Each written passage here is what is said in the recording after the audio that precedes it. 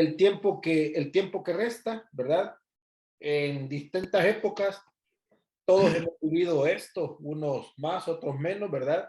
Pero todos arrancamos la niñez, la juventud, y ahora estamos, algunos de nosotros adultos jóvenes, ¿verdad? Otros ya en la madurez, y finalmente se pasa a la vejez. Ahora mismo decimos, ¿verdad? Las personas, adultos mayores, pero esto es un proceso, es un ciclo, lo aprendimos desde pequeños. Hay ventajas, hay desventajas en cada uno de los momentos. Pero Pablo está diciendo, ¿verdad? Que no importa en el momento de nuestra vida donde conocemos a Cristo, ¿qué estamos haciendo nosotros para que Cristo sea enseñado o predicado? ¿Verdad? Pedro, perdón, está diciendo que nosotros estamos evidenciando de Cristo en nuestra vida. Por eso es que al inicio él dice, Pedro, nuestra conducta es clave, ¿verdad? El actuar de nosotros es clave para que la gente conozca a Cristo. Pero también nosotros debemos de hablar de Cristo, enseñar de Cristo a otras personas. Y dice Pedro, debemos de recordar el tiempo pasado de nuestra vida, de dónde Dios nos ha sacado, y tenemos que tener claro que todas las cosas van a terminar, dice Pedro. Entonces, él ubica, ¿verdad? En dos momentos esta porción, lo pasado y que ya el fin de las cosas está pronto, ¿verdad? Y ¿por qué, vea? Se incluyen a Pablo en toda esta situación, porque él incluye a los hombres que viven conforme a los deseos de la carne. Hay un corte bien profundo en lo que Pedro está haciendo, y dice, bueno, venimos del pasado, nuestra manera de vivir, ¿verdad? Pero Cristo nos rescató de esa manera de vivir. Tengamos claro que el tiempo está bien corto, y ¿qué estamos haciendo con ese tiempo corto? ¿Cómo lo estamos aprovechando? ¿Verdad? Pero hay un grupo de personas, dice Pedro, que viven conforme a los deseos de la carne. ¿Por qué Pedro hace ese énfasis? ¿Verdad? ¿Qué es lo que Pedro quiere remarcar con respecto a esto? ¿Qué piensan?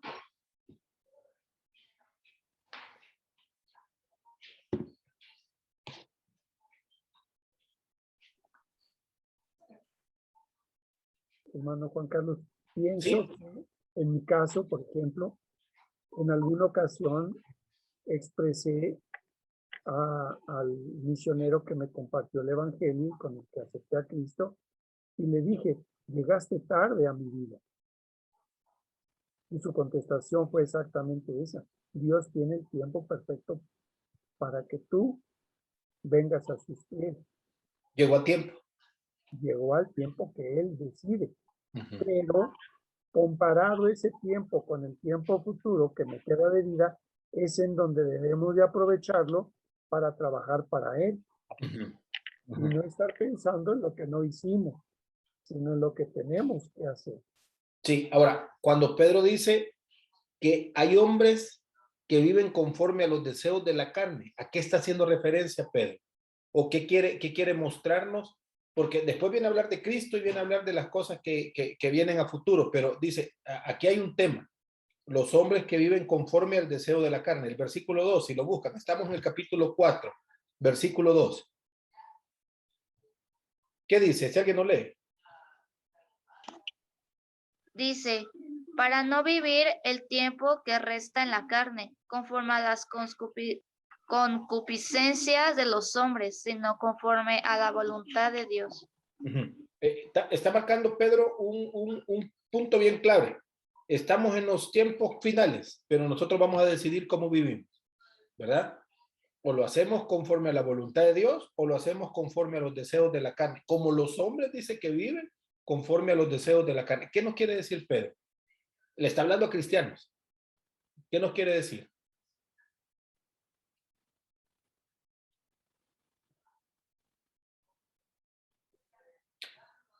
Podría ser que aunque tengamos el Espíritu Santo, que aunque hayamos recibido a Cristo, que aunque vivamos una vida en el cristianismo, podemos decidir vivir conforme a los deseos de la carne y desperdiciar este último momento, ¿verdad? Viviendo como viven todos los demás que no conocen a Cristo. Y Pedro está diciendo a la iglesia en este momento, ¿verdad? Cada uno decide cómo vivir.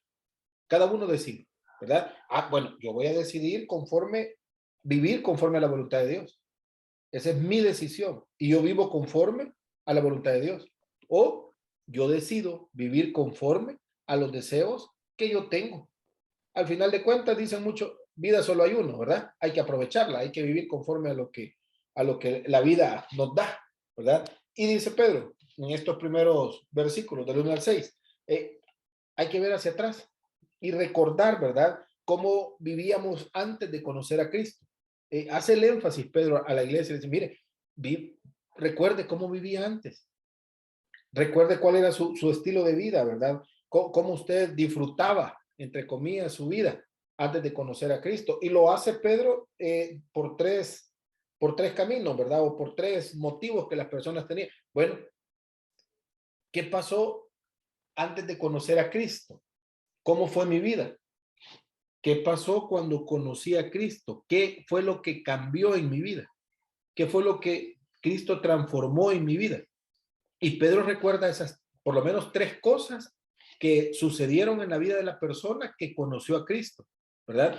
Mire, su estilo de vida antes de conocer a Cristo fue, y cualquiera puede decir, no, hombre, fue lo mejor de lo mejor, ¿verdad? Yo era un bolo, yo era un mujeriego, yo robaba, yo estafaba y me iba súper bien.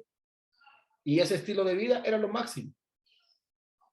Pero pues sí, ni modo, las circunstancias de la vida me llevaron a conocer a Cristo. Y ahora mi vida no pasa de lo mismo, aburrida, ¿verdad? Pero tal vez, muy probablemente, no nos hemos puesto a pensar o no hemos visto la magnitud de lo que implicó la salvación en nuestra vida. Y Pedro dice, en primer lugar, nos salvó Cristo del dominio del pecado, ¿verdad? Entonces, Pedro dice, en la vida pasada, aunque parecía que iba súper bien, estábamos siendo esclavos, ¿verdad? Había un dominio sobre nosotros y quien dominaba en nuestra vida era el pecado.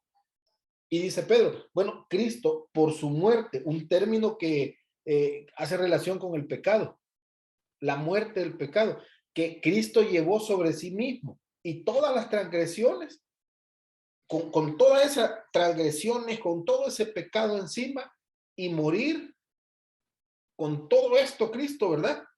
Lo que hizo simple y sencillamente fue vencer sobre nosotros el poder que el pecado tenía.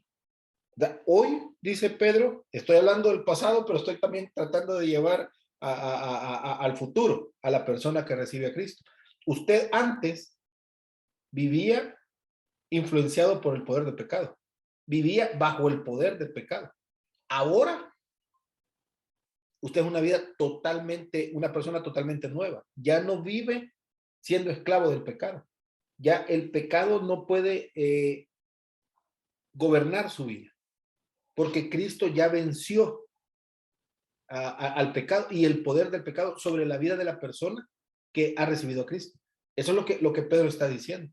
Hay una nota aquí de victoria de Cristo sobre el pecado, ¿verdad? Y recuerda una afirmación que la leímos en el versículo 19 del capítulo 3 y el versículo 22, ¿verdad? De una vez por todas, el Señor eliminó toda relación con el pecado. De una vez por todas. O sea, ya el pecado, dice Pedro, ha muerto en la vida de una persona, ¿verdad? Ya, es difícil. Nosotros debemos de tener en cuenta, ¿verdad? Esa victoria de Cristo sobre el pecado, el cual ya no nos puede dominar. Y eso Pedro dice, hay que recordar ese momento. Cuando recibe a Cristo una persona en su corazón, tiene que entender que lo que está haciendo es, ya Cristo ya lo hizo, ¿verdad? Y esta persona hoy mismo está viviendo, es que el pecado ya no tiene poder sobre esta persona, sobre este hombre, sobre esta mujer.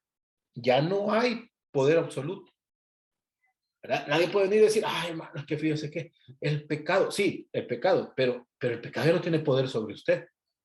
Entonces es más fácil venir y decir, ay, es que yo quería. Es que la verdad es que yo quería hacerlo. Porque el pecado ya no tiene, ya el pecado no me puede mover. Yo ya no soy esclavo del pecado para ir y hacer. No, yo quería hacerlo.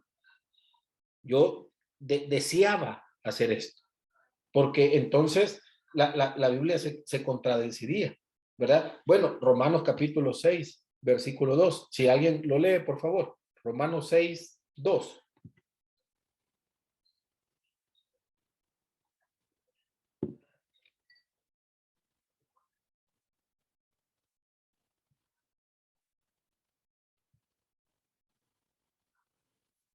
¿Quién lo tiene? Romanos 6, 2.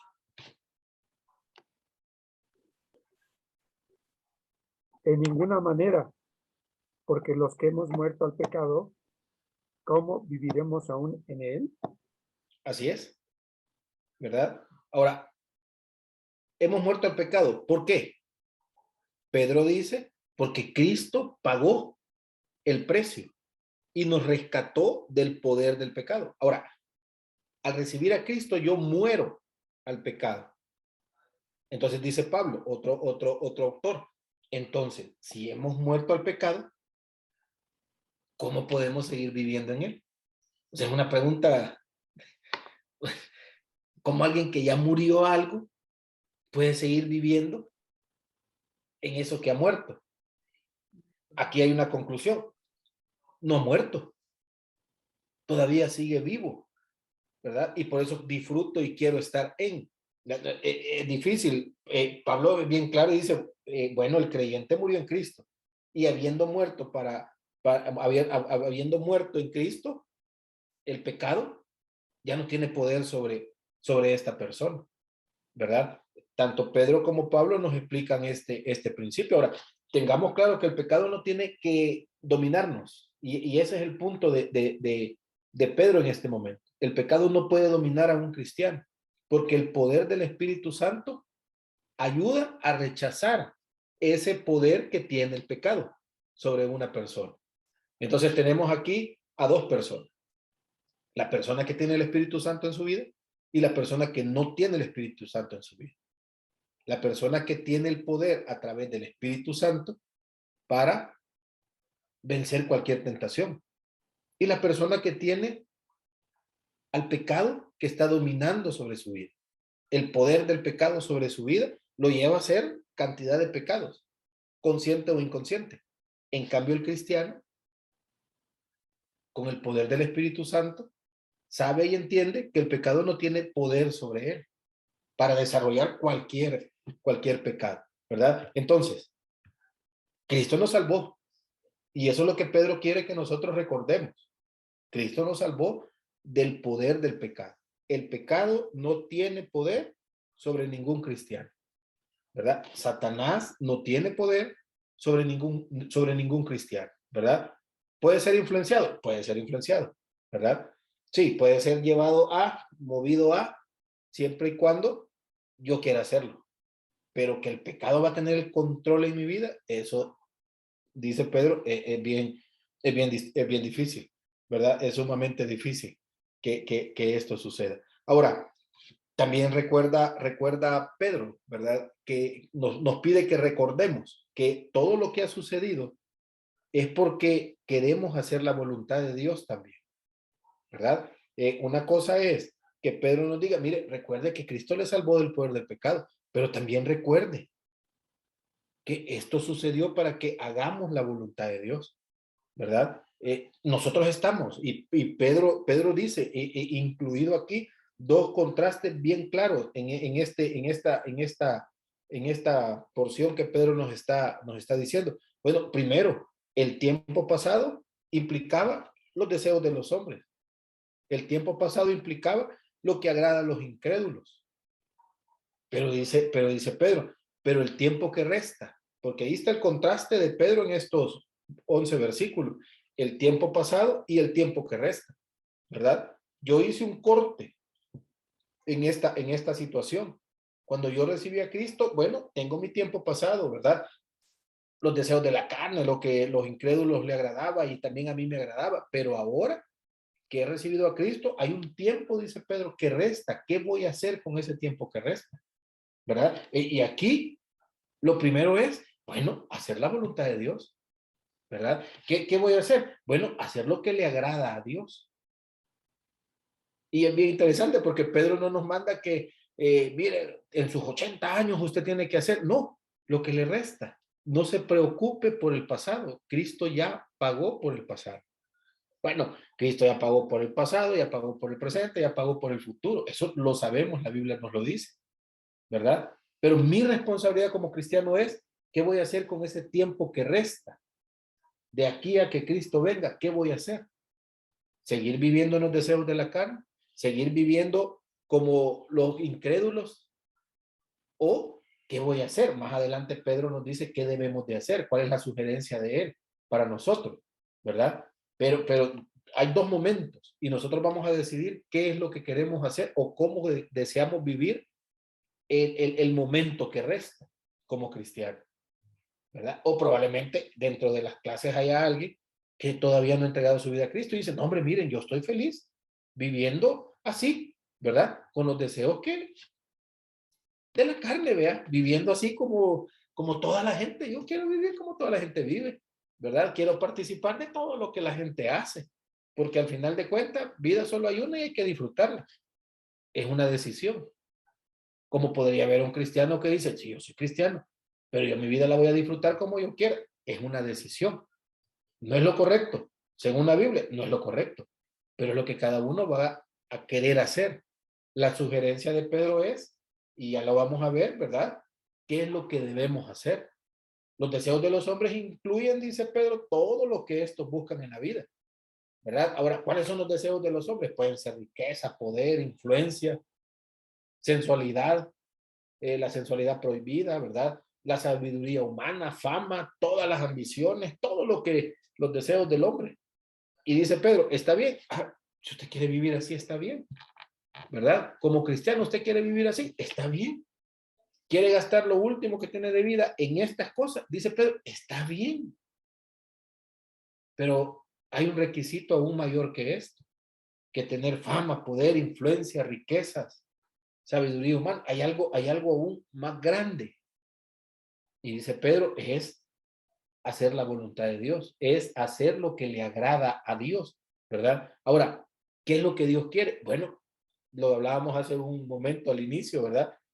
No es un don, no es un talento el testificar de Cristo, es un mandato. ¿Y qué es lo que Dios quiere? Que nosotros vayamos y prediquemos a otros. ¿Qué pasaba con esta iglesia, verdad? A la que Pedro está testificando. Y aquí quizás podría entrar un poco en conflicto, pero compartamos y a lo mejor llegamos a un acuerdo. Las fiestas que la cultura realizaba, ¿verdad? Estaban arraigadas, lo acabo de decir, ¿verdad? Valga la redundancia, de cultura, pero también de nacionalismo. Cada fiesta, cada cosa que hicieran, fuera espiritual para ellos o no fuera espiritual, tenían estas dos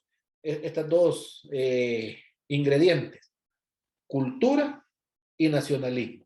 Entonces, venían los días festivos donde honraban a dioses, ¿verdad? Del país que fuera o de la localidad que fuera, y celebraban. Ahora, aquí había abuso de vino, ritos, y los ritos siempre llevaban a las prostituciones sagradas, lo sabemos, ¿verdad? Pablo luchó con esto en Éfeso y en muchas de las iglesias a donde él iba, y todo esto tenía que ver siempre con el enfoque espiritual templo. ¿Qué hizo la iglesia en este momento? Estoy hablando de la iglesia a la que Pedro está escribiendo en este momento. Bueno, rechazaba todas estas invitaciones. Y es que era un sentido común. Como yo, ahora conociendo la verdad, alejándome porque no quiero seguir pecando de esa vida que toda la vida había tenido, de paganismo, de alcohol, de prostitución, de drogas y todo, voy a ir a una fiesta de estas. Entonces la respuesta es no, yo no voy a ir a una cena de esta, yo no voy a ir a una actividad social de esta, porque ahí yo sé que quien está financiando todo esto es el templo y toda la gente que quiere que yo vaya financiado por los X cultos paganos que estaban haciendo. Entonces, ¿qué decía la iglesia? No, no vamos a ir. ¿Qué decía el miembro de la iglesia? No, no voy a ir. ¿Qué hizo la comunidad? Bueno, comenzaron a ver a los creyentes como antisociales o, lo que es peor, como desleales a la patria. ¿verdad? Porque de una u otra manera estas fiestas tenían que ver mucho con el nacionalismo de ellos. Venía yo como cristiano y me alejaba. Ah, pues aquí tenemos un problema. Viene Pedro y dice, ¿cómo vamos a testificarle a toda esta gente si no estamos ahí con esta gente? ¿Verdad? Por eso digo, a lo mejor me estoy metiendo en un conflicto, ¿verdad? Pero ¿cómo voy a testificar a alguien si no estoy con esa persona ahí? Si no estoy en su contexto. Ahora, yo puedo estar ahí, pero no ser parte de ese grupo de personas, no ser parte de lo que ellos están haciendo ahí, pero yo estoy ahí en ese lugar, ¿verdad? En el país donde vivo, en la comunidad donde vivo, muy probablemente en la casa donde vivo, ¿verdad? Mis hermanos, mis papás participan de otra cosa totalmente diferente a lo que yo creo. ¿Qué hago? ¿Me voy de la casa? ¿Qué hago? ¿Me aíslo? ¿O sigo estando ahí, testificando de Cristo ahí, en ese lugar? Y eso es lo que Pedro está diciendo. Mire, debemos de testificar a Cristo en el lugar donde estamos. No pongamos una barrera con toda la gente que tenemos a nuestro alrededor, llámense compañeros de trabajo, llámense vecinos, llámense familias, ¿verdad? Llámense personas de otras congregaciones o religiones. No pongamos una barrera, porque esa barrera lo único que hace es apartarnos de testificar de Cristo. Ahora, muchas veces la barrera se pone porque no quiero que conozcan también lo malo que yo ando haciendo. Y me disfrazo de buen cristiano cuando en realidad no lo soy. Y ahí estoy, ¿verdad? Viviendo a la doble imagen. Aquí hago una cosa, pero ahí hago otra. Y como tengo una barrera puesta, nadie sabe. Y yo soy feliz, porque juego a que soy cristiano, pero también juego a que no soy cristiano. Y Pedro le dice a la iglesia, ustedes deben de, y ahí vamos a los capítulos anteriores que hemos estudiado, la conducta, la obediencia a las autoridades, ¿verdad? Cómo debemos de comportarnos con, y empieza a hablar, ¿verdad? Como esclavos, como amos, como personas dentro de una nación, ¿verdad? Dentro del matrimonio, como esposa, como esposo, cómo debemos de comportarnos. ¿Para qué? Para llevarnos a este momento en el cual podamos testificar, no importa en el lugar donde nos encontremos, ahí debemos de testificar. Si lo más fácil es retirarnos y decir, uy, no, ¿verdad? Yo con inconversos no me voy a acercar ni me voy a unir, porque eso es pecado. Eso es lo más fácil. Ahora, ¿cómo testifico? ¿Cómo predico? Dentro de la iglesia, si en la iglesia ya todos recibieron a Cristo, ¿a quién le voy a predicar? Tengo que salir, tengo que ir donde aquellos que no le conocen. Y muy probablemente no tenga la oportunidad de abrir mi boca para hablarles de Cristo. Pero mi comportamiento, mi testimonio va a marcar la diferencia. Y esta gente, tarde o temprano, tiene que preguntar por qué soy diferente. ¿Por qué hago las cosas diferentes a todos? Entonces, ahí pareciera que hace la referencia a Pedro, en el cual nosotros podemos testificar de Cristo. ¿Verdad? Ahora, digo, este tema de repente es complicado porque alguien puede decir, no, hermano, lo que usted está diciendo, eso es jamás, ¿verdad? Yo jamás voy a irme a relacionar con un inconverso. Amén, no hay ningún problema. ¿Verdad? Es lo que usted piensa, es lo que usted cree. Yo creo que me quedaría con el modelo de Pedro, de ir y reunirme con gente que no conoce a Cristo. Y a través de mi testimonio y mi comportamiento, a través de mis palabras, a través del mensaje, llevarlos a los pies de Cristo. Ahora, ¿quién es el que va? Dice Pedro en el versículo 5. ¿Quién es el que va a juzgar? Si alguien puede leer el versículo 5. Estamos en Pedro capítulo 4, versículo 5.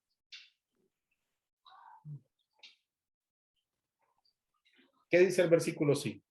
Pero ellos darán cuenta al que está preparado para juzgar a los vivos y a los muertos. Esa no es mi responsabilidad, juzgar. Mi responsabilidad es testificar, ¿verdad? Alguien, algún vecino, algún compañero de trabajo, algún familiar me puede decir, mira, en mi vida no te metas. Yo sé lo que hago, yo soy feliz con lo que hago. Te voy a pedir un favor, sigamos siendo familia, sigamos siendo amigos, sigamos siendo compañeros de trabajo, no te metas en mi vida. Feliz. ¿Quién va a juzgar? Dios va a juzgar. Dios va a juzgar.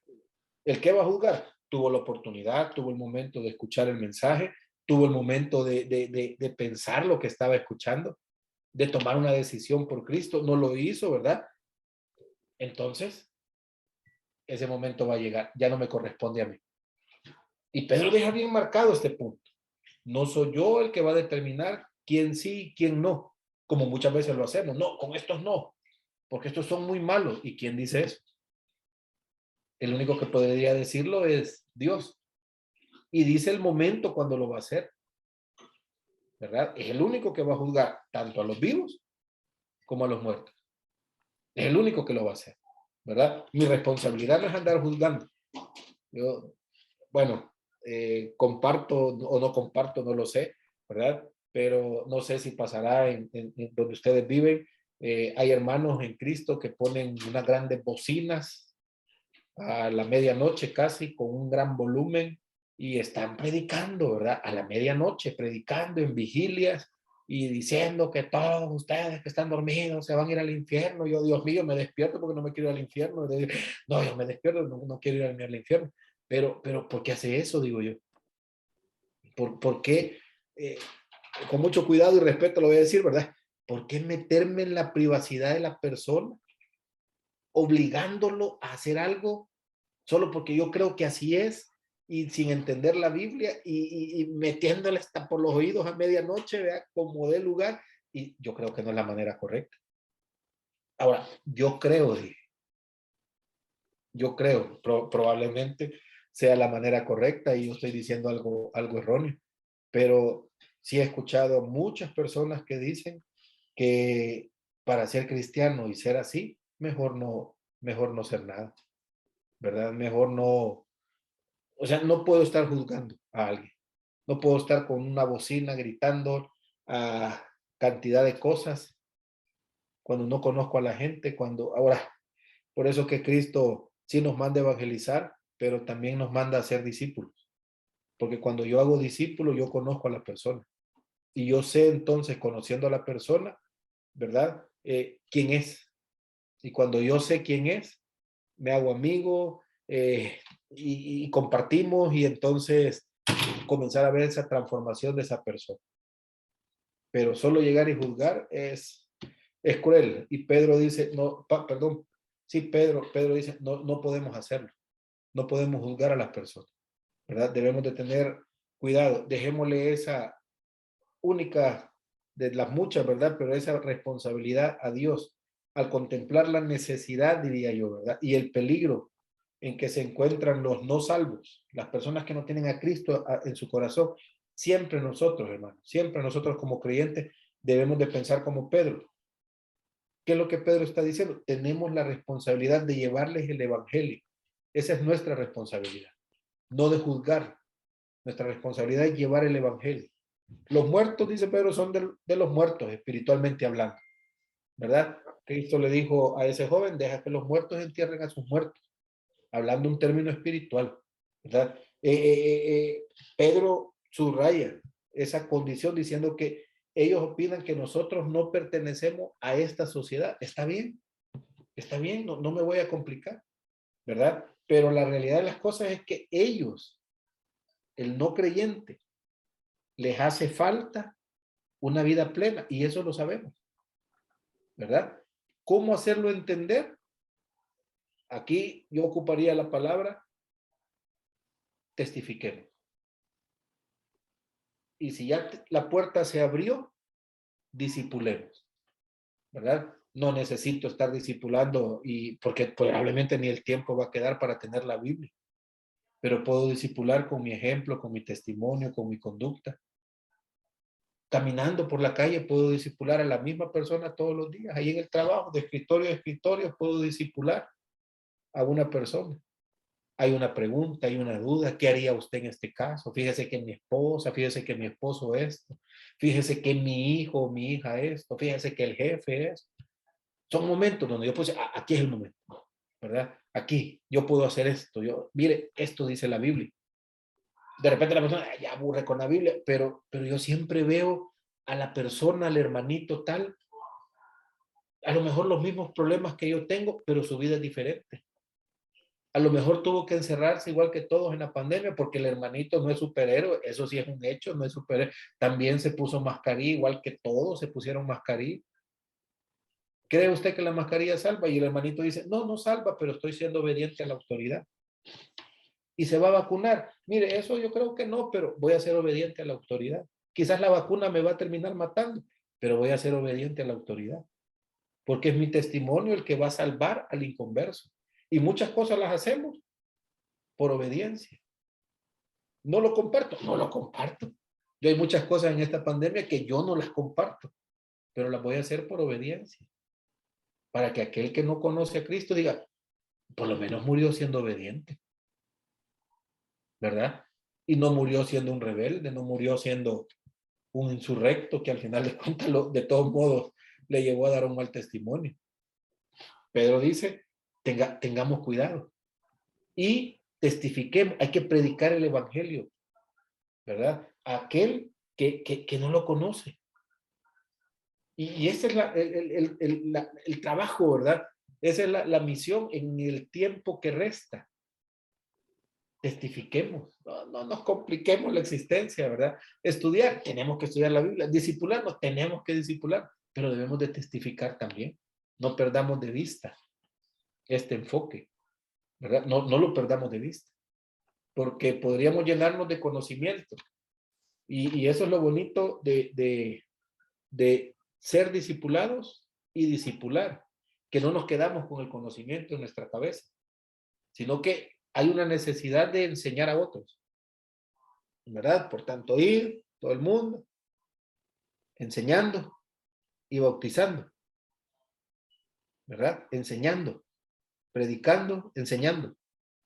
Y enseñar lleva tiempo. Enseñar no es que 2, 3 palabras y nos vemos. Enseñar lleva tiempo. A Cristo le costó 3 años y medio enseñarle a los 12 discípulos que tenía. Después pasó con Pablo 3 años y medio enseñándole en el desierto. Enseñar lleva tiempo. Pero cuando la persona aprende, es que es natural, esa persona va a querer enseñar a otros, compartir, ¿verdad? Y Pedro está haciendo exactamente eso. Y más adelante Pedro nos va a decir palabras que él mismo no hizo, pero las entendió por la enseñanza que tuvo. Y lo aprendió y lo entendió con sufrimiento, ¿verdad? Más adelante nos dice que debemos de hacer 3 cosas y que Cristo nos pide 3 cosas.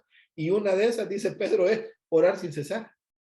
Y cuando está Jesús orando en Getsemaní, le dice a Pedro y a sus 2 compadres ahí, oren. Y cuando Jesús regresa, los encuentra dormidos. ¿Y cómo es posible entonces, Pedro, que ahora nos venga a decir hay que orar sin cesar? Porque lo aprendió. Lo aprendió y lo entendió. Y ahora nos está diciendo, el orar es clave, ¿verdad? Bueno, hay 3 responsabilidades que nos está pidiendo Pedro, que debemos nosotros, ¿verdad? Nos recuerda que nosotros hemos sido salvos y debemos de decidir, como podríamos decidir vivir en la carne, podríamos decidir, dice Pedro, vivir de una manera espiritual. Está bien, usted decidió vivir de una manera espiritual. Comience, dice Pedro. Primero, hay que ser sobrio. La primera responsabilidad en la lista es ser sobrio. Ahora, ¿qué es esto? Bueno, tener una mente estable y despejada, ¿verdad? No, que es lo opuesto a locura, no sea loco, pues, ¿verdad? No sea explosivo. Tenemos que ver las cosas como son realmente. Tener un propósito definido en la vida. Esto es ser sobrio, ¿verdad? ¿A qué me ha llamado Dios? Me ha llamado a 40,000 cosas. No, solo una cosa lo ha llamado, ¿verdad? ¿Cuál es su don espiritual? ¿Cuál es su talento? Que yo tengo estos millones de talentos. Qué bueno. ¿Cuál es el que está haciendo? Pues como tengo miles, no sé cuál. Usted no está haciendo sobrio, ¿verdad? Haciendo cosas totalmente raras. Entonces, dice Pedro, la primera responsabilidad es, sea sobre, no debemos de distraernos en doctrinas, en metas secundarias, ni reaccionar impulsivamente, ¿verdad? Ser sobrios. Debemos de tener el control de nosotros mismos, ejercer un buen juicio, ser sabios en los aspectos prácticos de la vida, ¿verdad? El estudio de la Biblia nos da esa sabiduría, da esa sabiduría. Hay algo que hacer, yo lo voy a hacer. de lo más difícil a lo más fácil. Soy sabio, comienzo por lo más fácil, no por lo más difícil. No me voy a complicar. La vida no es para complicar. Ya demasiada complicación tiene la vida, como para yo agregarle más complicación. ¿Verdad? Lo más fácil. Debemos planear nuestras metas y objetivos, tener metas y objetivos, tomar las decisiones a la luz, dice Pedro, de la venida de Cristo. Es que dice Pedro, ¿qué vamos a hacer con el tiempo que resta? Es que yo tengo toda la eternidad. Sí, pero cuando Cristo venga, usted va a seguir disfrutando esa eternidad. Pero aquí en este lapsus, en este tiempo de iglesia, ¿verdad? Que dicen mucho, ya está por terminar. ¿Qué vamos a hacer? Y ahí es donde Pedro dice, hay que ser sobrios a esto. Vaya, sí, estamos siendo sobrios, estamos siendo prácticos en la vida, a la luz de la palabra de Dios, que es una condición indispensable para poder cumplir el segundo requisito o la segunda exhortación de Pedro, velad en oración, ¿verdad? Pedro nos recuerda que hay que mantenerse alertas, aunque, como digo, a él al inicio le costó un poquito, ¿verdad? Esto era de lo más difícil para los discípulos de Cristo. Pero ahora Pedro dice, esto es importante, estar despiertos, ser disciplinados en la práctica de la oración. Y esto es lo más difícil, quizás no para todos, pero para muchos cristianos, esta parte de la oración es lo más difícil. Cuesta. Estamos orando y nos estamos acordando de cosas que son muy importantes y de repente dejamos de orar porque estamos ya haciendo esas cosas importantes. Nuestra mente ya divagó, nuestra mente ya se fue a eso importante, ¿verdad? Y dejamos de orar. Y Pedro dice, mire, debe de velar, debe de estar ahí, mantenerse alerta en oración, ¿verdad? Entonces, 3 cosas pide Pedro. Una es andar con Dios, ¿verdad? Que es todo lo que hemos visto hasta este momento en la práctica. El conocimiento de Dios, el aprender de Dios, el obedecer a Dios. Pero también dice Pedro, debemos de pensar correctamente. El pensar nos va a llevar a actuar. Si yo soy sobrio, mi manera de actuar va a ser sobria. Si mi pensamiento es sobrio, mi manera de actuar va a ser sobria. Por naturaleza, quizás no todos, pero la mayoría somos impulsivos por naturaleza. Pero Pedro dice, debemos de vivir sabiamente. Antes de hacer algo, llevémoslo en oración, ¿verdad? Y ahí empezamos a unir. El mundo nos dice, antes de actuar, cuente hasta 10. Usted llegó a 10,000 y todavía, ¿verdad? Queriendo. Oremos. Antes de hacer algo, oremos, ¿verdad? Fielmente la oración. Andar con Dios, pensar correctamente y ser fieles en la oración. Y esto, aunque es una responsabilidad, ¿verdad? Dice Pedro, el fin de todas las cosas está por llegar. ¿Cómo vamos a estar nosotros listos para esto? ¿Cómo vamos a prepararnos nosotros para esto? Bueno, por lo menos estas 3 cosas, dice Pedro, deberíamos de hacer. Andar con Dios, ser sobrio y orar fielmente. Ahora, Pedro nos motiva a mostrar amor hacia los creyentes también. Hay necesidades entre nosotros, dice Pedro, entre el grupo de cristianos. Y Dios mismo en la Biblia establece la característica primordial que debe de tener el pueblo de Dios. Amar al Señor es el primer gran mandamiento. Pero luego la ley, ¿verdad? Los 10 mandamientos, los otros 6 mandamientos los resume en amar al prójimo, ¿verdad? Luego Jesús le pregunta a un fariseo cuál es lo máximo de la ley y dice, en 2 cosas se resume, amar a Dios y amar al prójimo. Bien has dicho, le dice Jesús, ve y hazlo, ¿verdad? Yo no puedo decir que amo a Dios y estoy odiando al prójimo. Y no le estoy ayudando y no le estoy sirviendo. Nos manda, ¿verdad? Nos manda definitivamente. Cristo hace esa referencia. Un nuevo mandamiento os doy, dice en Juan. Vea, esto en Juan capítulo 13. Están en la última cena. Dice que Satanás entra en Judas, que es la única vez que la Biblia hace referencia de que Satanás entra en la vida de una persona. No hay otra referencia en la Biblia. Satanás entra en Judas y Cristo le dice lo que has de hacer, hazlo pronto. y Judas se levanta y se va. Ya no está Judas ahí. Y entonces viene Cristo y le dice a los discípulos que quedaban, ¿verdad? A los 11 discípulos. Ah, ¿saben qué? Un mandamiento nuevo les doy. Se lo está diciendo a la gente clave, ¿verdad? No se lo está diciendo a cualquiera. Entonces, aquí debemos de entender que aunque en la iglesia hayan 200, 300, este principio no va a ser para los 200, 300, sino va a ser para la gente clave, los discípulos de Cristo. Un mandamiento nuevo os doy, que os améis unos a otros, ¿verdad? Después Juan en las cartas, él describe y hace una tesis bien interesante sobre el amor del cristiano y el amor de Dios hacia el cristiano. Pero yo no esperaría que toda la congregación ame, porque a mí me suena que así como salió Judas, hay mucha gente dentro de la congregación que no entendería este principio, no lo entendería, ¿verdad? Pero aquel que por lo menos, dice Pedro, está con Dios, anda con Dios, aquel que piensa correctamente y aquel que es fiel en la oración, pareciera que después, dice Pedro, ame al prójimo, ame al hermano, ¿verdad? Haga el principio, haga ese mandamiento nuevo. El amor, definitivamente lo sabemos, ¿verdad? Es más que un sentimiento. El amor es una conducta, la cual nosotros vamos a mantener, y es una conducta que de una manera u otra va a permear en la vida de todas las personas que estén a nuestro alrededor, ¿verdad? Entonces, ¿qué es el evangelio? Sí, yo voy a ir a predicar el evangelio, pero ¿cuál es la idea? Que quien lo está diciendo es de los discípulos más duros, entre los que Jesús discipuló, ¿verdad?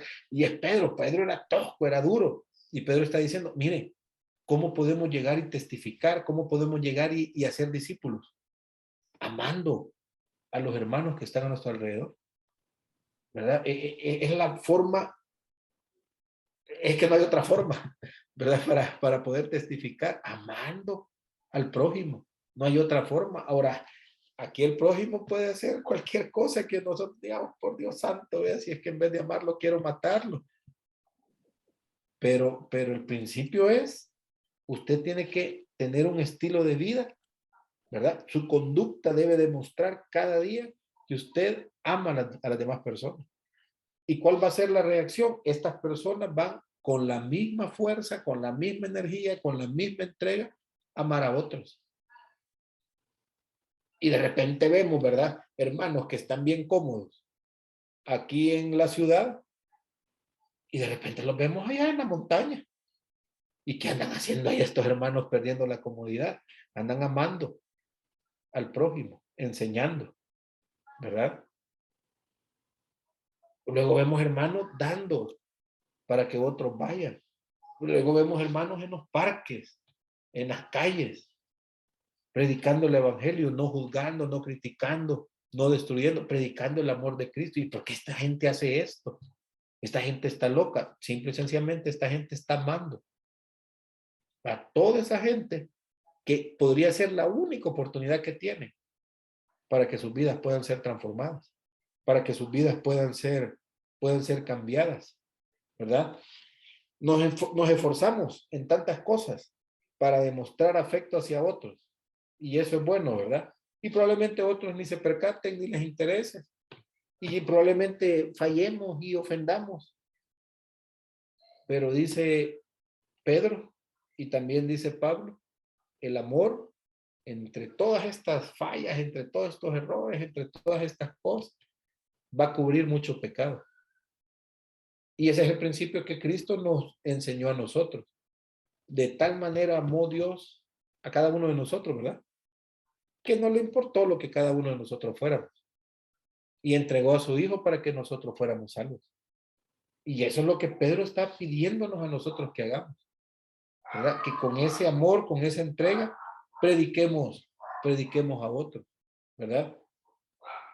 Ahora, la pregunta, ¿cubrimos nosotros o revelamos la falta de los hermanos que están a nuestro alrededor? Hay principios, ¿verdad? Ah, el hermano anda pecando. Ah, no, que peque, yo lo amo. o me le acerco, hermano, esto que usted está haciendo es pecado. Y el principio es, voy solo. Si me escucha, he ganado un hermano. Si no, pues vamos con un testigo. Yo les amo, quiero que cambie, ¿verdad? Si no, llevo otra persona para que me ayude. Y pareciera que en toda esta ir y venir, algo tiene que suceder en la vida de ese hermano. O somos de los hermanos que nos reunimos 3, 4 y decimos, mi hermano, oremos, porque fíjense que el hermano Juan Carlos anda en pecado. Y revelamos todo el rollo, ¿verdad? Pero yo soy espiritual porque yo dije, oremos. Yo no les quiero contar un chambre, ¿verdad? Un chisme. Yo lo que quiero es que llevemos al hermano en oración. Entonces, ¿cómo tratamos nosotros? Hay hermanos que probablemente están cometiendo faltas por ignorancia. Y yo que soy maduro en la fe, podría acercarme y decir, hermano, esto que usted está haciendo es un error, es un pecado. No lo sabía, ¿verdad? No lo sabía. Pero hoy ya lo sabe, ¿verdad? Y lo llevamos a la Biblia. Mire, la Biblia dice esto respecto a esto. Hermano, gracias por lo que usted está haciendo conmigo. Me está sacando de la ignorancia. ¿Me explico? Podríamos solos, no hacer la gran bulla y ayudar. Hermano, mire, aquel día lo vi. Venía con otra señora, no es su esposa. Eso es pecado. No lo sabía, hermano. Sí. Decida con cuál de las dos, vea. Mira, hermano, robar es pecado. Hermano, la calumnia es pecado. Y tantas cosas, mentiras. Hay veces que nos encontramos en mentiras. Pero yo no lo puedo hacer públicamente y avergonzarlo más de lo que el pecado ya está generando. O buscarlo personalmente y decir, hermano, la mentira es pecado y usted miente. Podría ser, ¿verdad? Podría ser. Podríamos hacer la gran bulla y destruir la vida del hermano. Pedro dice, no debe de ser así, ¿verdad? ¿Qué se debe hacer para ayudar al hermano que ha caído en pecado? ¿Qué deberíamos de hacer? Bueno, para comenzar tenemos la responsabilidad de ayudarle. Esa es nuestra responsabilidad, ayudar a este hermano. Si no somos los indicados para lograr esa restauración, entonces debemos de compartir el problema solamente con un líder, el pastor, alguien que sabemos que va a intervenir para ayudarnos, para destruir. Debemos de tener cuidado, un cristiano con madurez que esté dispuesto a ayudar y que el hermano mismo esté dispuesto a ser ayudado, ¿verdad? Un hermano con madurez para que pueda prestar esa ayuda que él necesita. Bueno, Pablo nos hace la referencia en Gálatas capítulo 6, versículo 1. Si alguien lo puede leer, Gálatas 6, versículo 1.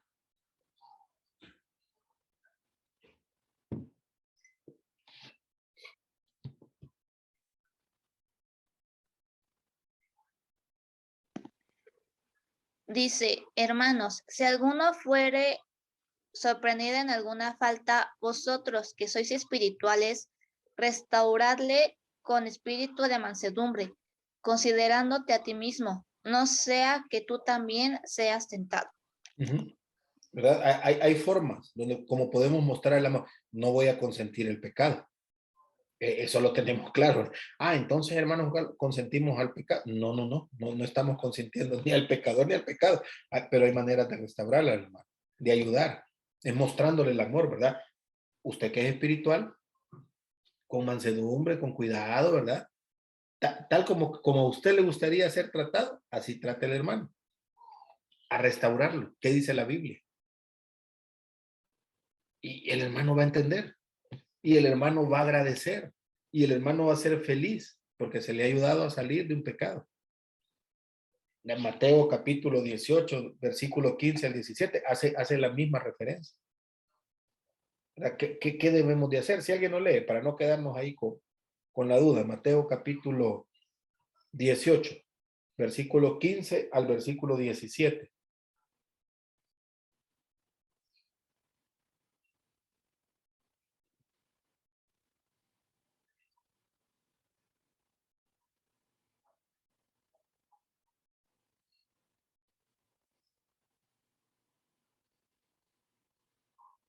¿Sí?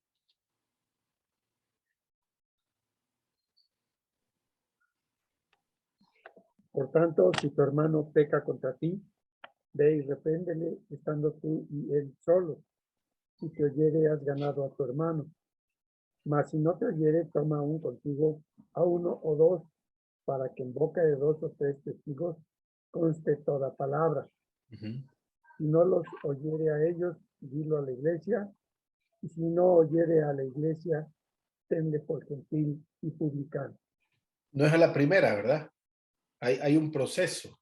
Tampoco descubrirlo ante todos. Voy solo, voy con alguien, otra persona, la iglesia, ayudémosle, ¿verdad? Si al final no quiere, pues entonces, hermano, nos vemos, ¿verdad? Nos vemos, váyanse para donde usted quiera, pero aquí va a ser bien difícil porque usted no quiere. Ahora, otra forma de mostrar el amor a los hermanos es a través de la hospitalidad, ¿verdad? Juan hace referencia en la tercera carta debemos de ayudar a aquellos que salieron por el nombre de él, haciendo referencia de Dios, ¿verdad? Y no solamente hospedarlos, sino que también dice Juan, hay que encaminarlos, ¿verdad? Hay que proveerles para que viene un hermano, ¿verdad? De decir, va a ir a Argentina y va a ir a predicar a Argentina, pero al hermano se le ocurrió ir de país en país, entonces yo vengo, sé del testimonio del hermano, le doy hospedaje en mi casa y el siguiente día no solo le digo, vaya hermano, Dios le bendiga, ¿verdad? Váyase, váyase, sino que proveerle para que pueda llegar al siguiente lugar. Esto implica comida, esto implica dinero, esto tal vez implica el pasaje de un bus, X cosas, encaminarlo, no solamente mandarlo con las manos vacías, sino proveerle para que el hermano pueda ir cómodo, por así decirlo, ¿verdad? Otra responsabilidad que dice Pedro para el cristiano es servir en el poder de Dios a través de nuestros dones espirituales, ¿verdad? Aquí Pedro está haciendo la referencia de, hermanos, vamos a testificar. El tiempo es corto, ¿verdad? Lo que resta de nuestro tiempo, ¿cómo lo vamos a vivir? Bueno, amando a los hermanos, sirviendo a Dios, teniendo una comunión con Dios, ¿verdad? No voy a estar perdiendo el tiempo en cosas que no son productivas, en cosas que no son necesarias. Voy a aprovechar el corto tiempo, dice Pedro, que queda para dar testimonio de Cristo. ¿Cómo? Amando a otros, enseñando a otros, testificando de Cristo, pero también sirviendo en el poder de Dios a otras personas, a los hermanos primero, nuestros dones, nuestras habilidades, nuestros talentos, ¿verdad? Ponerlos al servicio del Señor para que otras personas sean beneficiadas. Llámese iglesia, llámese hermano de iglesia, llámese vecino, llámese compañero de trabajo, quien sea ahí puede ser beneficiado con la decisión nuestra, con la motivación nuestra de servir al Señor. Muchas veces creemos que la única manera o el único lugar para servirle a Dios es adentro de un templo, pero no es cierto, ¿verdad? Podríamos servir afuera del templo, ¿verdad? Con los vecinos podríamos servirle al Señor. En nuestro trabajo, ¿verdad? Con lo que hacemos podríamos servirle al Señor, ir una milla más, ¿verdad? Si vas en el camino, te piden la capa, dásela. Si te ponen carga y te ponen una milla más de carga, llévala, ¿verdad? Estoy sirviendo y no hacerlo con un desagrado, sino hacerlo con agrado. Que nos veamos atractivos hacia la comunidad a través de nuestros dones y talentos, ¿sí? Pongo ejemplo de la pandemia porque es algo que lo hemos vivido y como que está bien en nuestra mente. Cuando estuvimos encerrados, a mí me gustaba ver algunas noticias que salía alguien a la ventana y empezaba a tocar guitarra y a cantar, y de repente toda la gente dentro de sus apartamentos cantando. Ahora, de una u otra manera, terapia a través de la música, ¿verdad? Pero él sabía tocar la guitarra y aprovechaba para que otros pudieran cantar una hora, media hora, 5 minutos, pero por lo menos hizo algo, ¿sí? Estoy sirviendo, no conozco a nadie de los que viven aquí, pero por lo menos le llevé un momento de alegría a través del canto.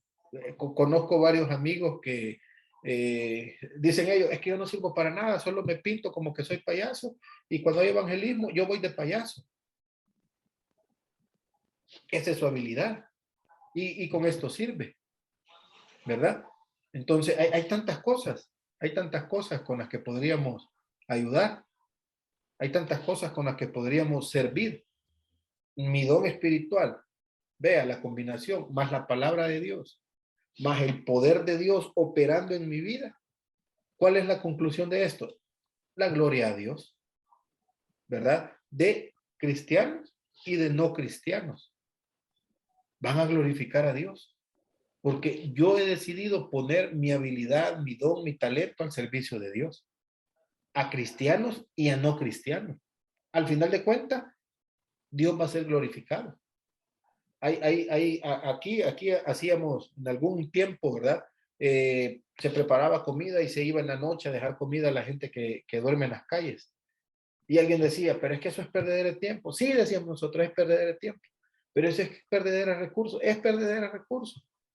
Pero el que se estaba comiendo ese plato de comida no pensaba igual, bajo ninguna circunstancia. Ni pensaba que era perder el tiempo, ni pensaba que era perder de recursos.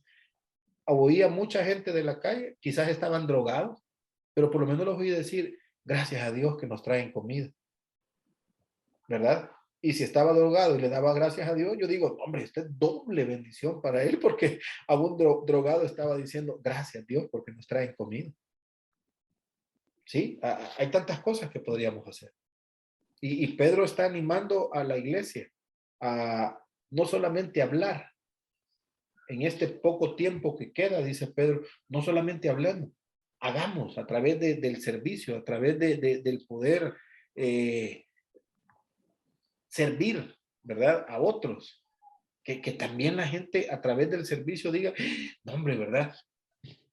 ¿Qué cristiano es esto? Este es otro tipo de cristiano. No es de los que se van a encerrar, no es de los que hacen la gran bulla, ¿verdad? No es de los que, con mucho cuidado digo esto, ¿verdad? No es de los que solo son pantomima, sino velan por la comunidad, trabajan por la comunidad, buscan que la gente, pues sí, si pudiéramos desarrollar la comunidad sería mejor todavía, ¿verdad? Pero con poner bocinas, pero con salir con grandes Biblias, pero con andar enojados, amargados, la gran escarota, ¿verdad? De que soy cristiano y el domingo no me hablen porque yo soy una especie totalmente superior a ustedes, apártense, ¿verdad? Mundanos, no vamos a lograr nada. Lo que lograríamos nada más es que la gente no quiera conocer de Cristo. Y Pedro está diciendo, no hombre, bajemos al nivel de todas estas personas que no conocen a Cristo. Lleguemos hasta ahí, compartamos con ellos, para que esta gente quiera vivir una vida con Cristo, para que esta gente quiera recibir a Cristo, ¿verdad? Cristo lo hizo, los fariseos, los escribas, ¿verdad? Toda esta gente dijo, ¿por qué se relaciona con pecadores, con prostitutas, con gente malviviente? Y la respuesta de Cristo, yo me lo imagino girando la cabeza y diciendo, mire, el enfermo necesita médico, los sanos no necesitan doctor. Entonces, ¿dónde hay que estar? ¿Dónde hay que estar? ¿Verdad? La pregunta es esa, ¿dónde debo de estar? ¿Dónde es mi lugar? Como cristiano, ya en este último momento, ¿dónde es mi lugar? En la comodidad, metido en el templo, ¿verdad? Con todos los hermanos en esa burbuja de santidad, de perfección, o con aquellos que no conocen a Cristo. ¿Dónde debemos de estar? Yo no voy a decir dónde, ¿verdad? Cada uno tiene que decidir dónde está.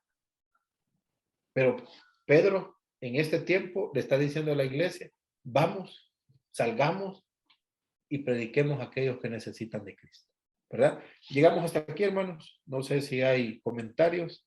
Ya solo nos harían falta 2 clases y estaríamos finalizando, pero ahí vamos, ¿verdad? Lentos pero seguros. No sé si hay comentarios.